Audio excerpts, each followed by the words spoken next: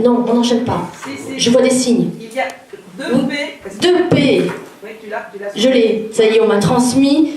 Donc maintenant, je vous demande d'accueillir bien fort. Donc 2 P.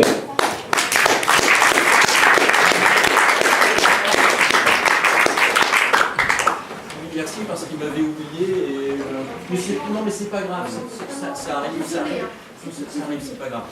Alors oui, en fait j'étais venu parce que je me demandais s'il y aurait peut-être un propriétaire d'un logement qui cherche un locataire. Évidemment, un locataire qui cherche un colocataire. Éventuellement une femme seule.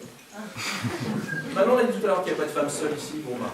Je me suis dit que ce soir j'aurais peut-être de la chance, pour une fois. Ben non. Bon bah c'est pas grave. Hein. Moi mon papa il a dit il faut toujours rester positif. On ne peut pas mettre plus que 2 pieds dans le cahier. Bon. Alors, je cherche un logement parce que mes rentrées d'argent, elles ont beaucoup diminué. C'est bête, hein, parce que je vais travailler une semaine de plus, j'avais droit à l'allocation chômage. Enfin bon, c'est comme ça, hein, c'est pas grave. Et oui, alors en même temps, ça ne me dérange pas parce que je vais prendre quelque chose de plus petit parce que maintenant, je suis seul. Depuis mon divorce. Ça tombe bien. Bon, alors, il y a des gens qui disent « Oh là, chercher un nouveau logement, c'est vachement dur et tout. » Ah non, mais il ne faut pas désespérer. Hein. Moi, par exemple, la semaine dernière, j'ai trouvé une super offre. Ah oui, une annonce incroyable, incroyable. Le gars, il acceptait même les gens qui ne sont pas salariés de la fonction publique. Il n'exigeait même pas la caution de 2 parents fonctionnaires.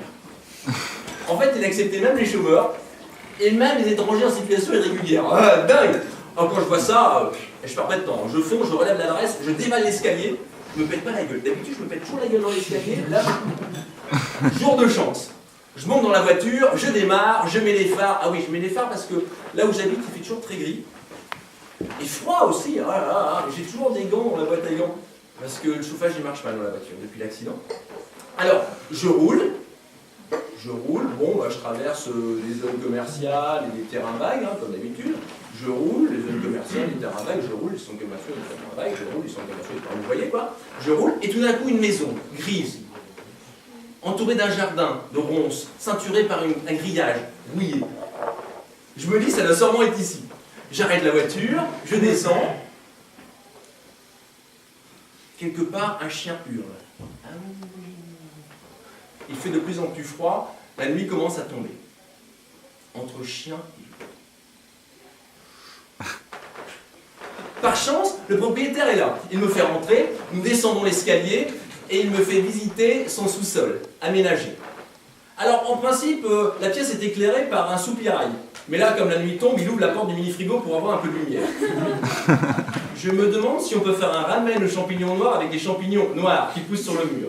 Alors, gros coup de bol, le logement est disponible immédiatement. Hein, le locataire précédent vient de mourir. Quand j'apprends ça, je ne sais pas pourquoi, bizarrement, je me dis, tiens, si un jour ma vie devient merdique, je pourrais peut-être l'abréger. Ouais, enfin, je sais pas comment, parce que pas avec le gaz, vu qu'il n'y a pas le gaz. Il y a juste une plaque électrique qui est posée sur le frigo, à côté d'une paire de tenailles et d'un marteau. Pas en me pendant à une des chaînes qui est accrochée au plafond, hein, ou alors il faudrait que je plie les jambes. Non. Ou alors si je saute et que je passe ma tête par le soupirail, peut-être qu'en retombant, je me briserai la nuque. Ah mais non, parce qu'il y a des barreaux. Je regarde les champignons, je pourrais m'allonger par terre et me laisser moisir à mort. Je plaisante. Mais non, mais ça pourrait être pire. J'aurais pu tomber sur un malade mental, un type qui m'enchaîne, me torture et me laisse crever là. Voire pire, un pervers sexuel qui... Quand je me retourne, le type, il a des menottes dans une main, sa bite dans l'autre. Il balance une poire dans sa gueule, il trébuche comme ça, il tombe sur le coin du frigo, ça lui perfore la nuque, il tombe par terre, la plaque électrique glisse, et lui défonce la tête. Et alors, le frigo qui tourne comme ça, il rip, il craque, ça lui arrache la bite. Incroyable.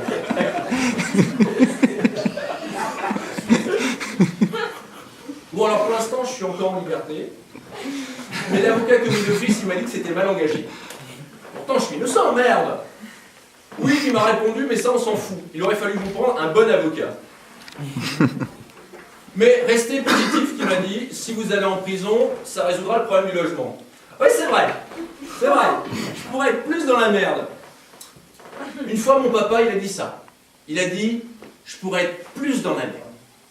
Et à ce moment-là, le sol il a commencé à craquer comme ça autour de lui et il est tombé dans la fossée.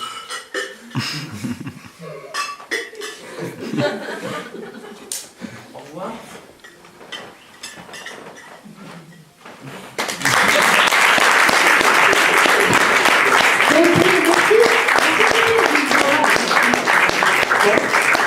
Une petite actu. Tu peux pas nous partir vite? Et non, tu fais ça. Au revoir. Bon. Ah oui, ben. Une petite actu, peut-être, tu veux nous dire quelque chose? Ah non, non, je teste. Je teste. On teste, pas de problème. On peut même applaudir le testeur.